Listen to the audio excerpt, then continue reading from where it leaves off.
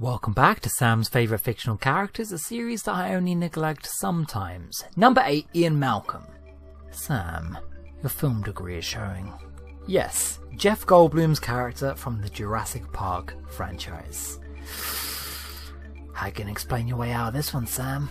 A rockstar mathematician who specialises in the field of chaos theory and predicts the downfall of Jurassic Park not once, but 3 times. Even going on to lead the Spielberg sequel, The Lost World, as bewildered protagonist 1. God, I don't know why he's there, he doesn't know why he's there. What a film. For one of my favourite fictional characters in the medium, I've weirdly never seen his movie. I've never seen The Lost World. Steven Spielberg's The Lost World. I just passed on it for years and years, for one reason only. When it comes to Jurassic Park, I'm a complete book snob. And in Jurassic Park, the first one, Malcolm doesn't get off the island. And though Goldblum does an expert job bringing this lecturing, charismatic, self-absorbed cosmic thinker to life, honestly, read the book and try and imagine anybody else.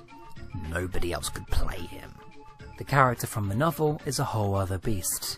In fact, he's the crux of the story. As we continue down this list, we'll start to see 3 types of character emerge. Hateable, snivelling backstabbers, adorable icons of childlike innocence, and grinning, smug intellectuals, predominantly men who claim to know it all. Malcolm firmly lies in that camp, as the book proceeds to confirm his abstract, weirdly anti-science paranoias. As it turns out, he perfectly predicted the whole thing. A trait I really admire and value is intelligence. I love stories about experts in their field. So as a result, yes, consequently, I'm a sucker for the smartest man in the room trope. When done poorly, the smartest man in the room also becomes the most insufferable man in the room. I think there's 2 ways to combat this. You can either expose them as wrong, showing them to have humility, or you can expose them as pretentious.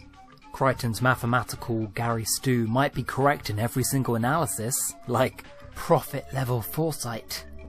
But nobody in the room likes him. Nobody wants to listen to him. Even that fuckboy Goldblum charm is immediately deflected by Dr. Sattler.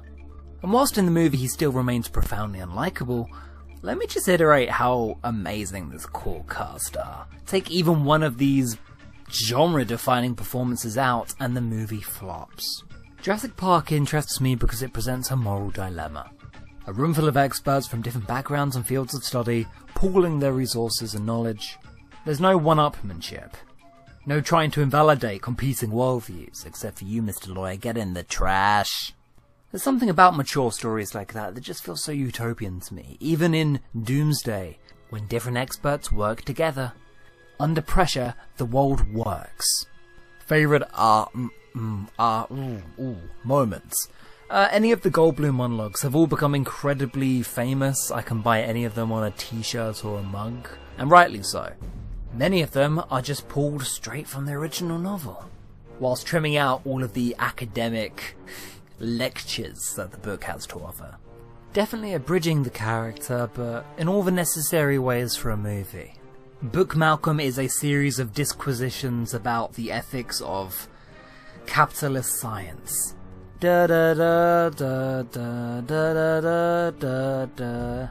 If I had to pick just one moment though, there's a chapter in the book where Malcolm proves his hypothesis correct, showing that chaos and disorder can come from even micro changes in the park's own systems.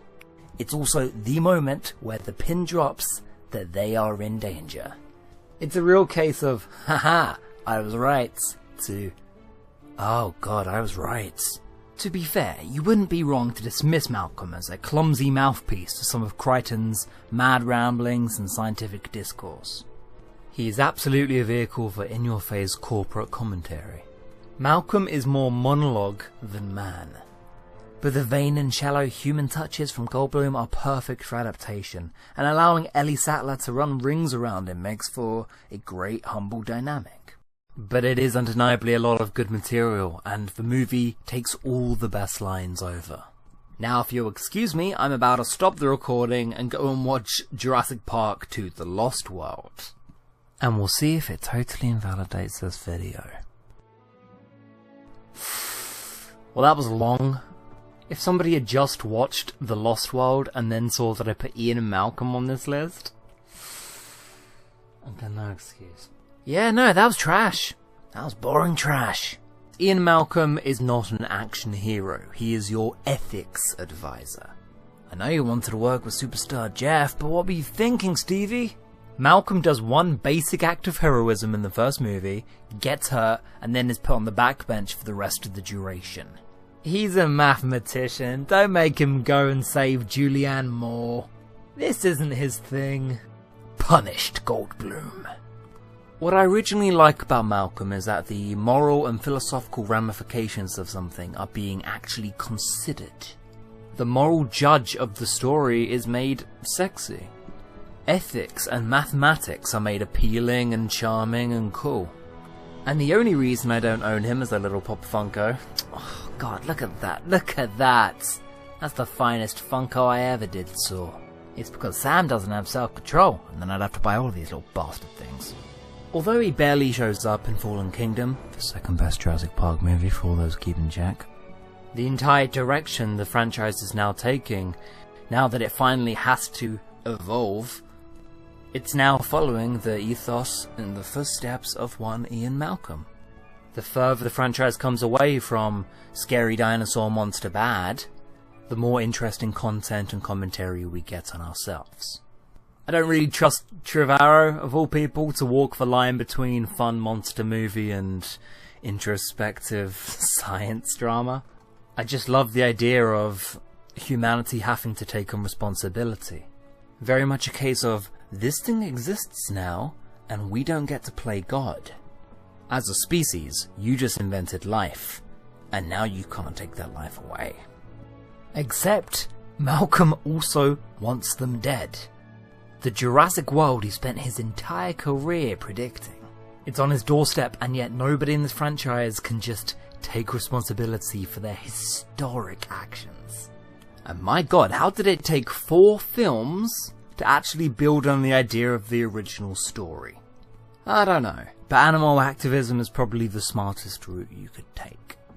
And you know what, whilst these movies may not be good per se, I have mild, cautious optimism about Jurassic World 3. Even if it's just so I can see my favourite 3 back together. Between book and movie Malcolm, I think they work only together. Book Malcolm is such a bright mesh of ideas and statements, but movie Malcolm has a little bit of Spielberg magic. There's this tiny shot there. The fact the movie allows him just to marvel at them for just a couple seconds. Well, that's a whole other kind of depth. Will this franchise finally become good? Ian Malcolm finds a way. Next week, someone a lot cuter. And by next week, I actually do mean next week. Is that a teddy ursa I see?